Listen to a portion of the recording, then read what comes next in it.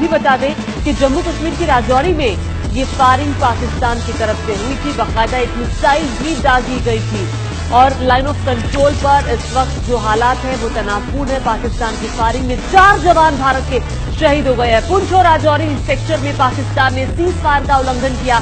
पाकिस्तान ने मिसाइल से भी हमला किया है। ये बड़ी जानकारी।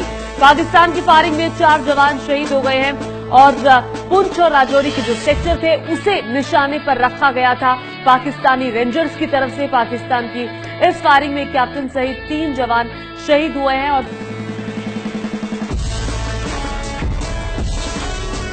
फायरिंग में एक जवान जो है वो जख्मी भी बताया जा रहा है और भारतीय सेना भी पाकिस्तान को मुंह तोड़ जवाब दे रही है।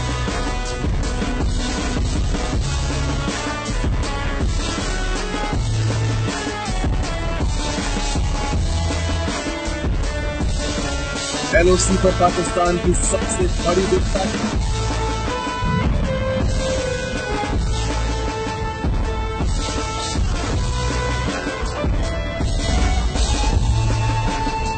एंटी टैंक मिसाइल फायर उल्लंघन।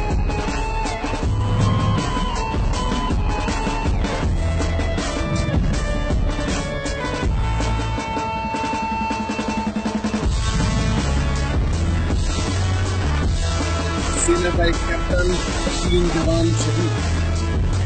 टैंक मिसाइल के इस्तेमाल खुद में किया जाता है और किस तरह से पाकिस्तान खरीद लगानी का दफा इसका ये ध्यान दिया जाए।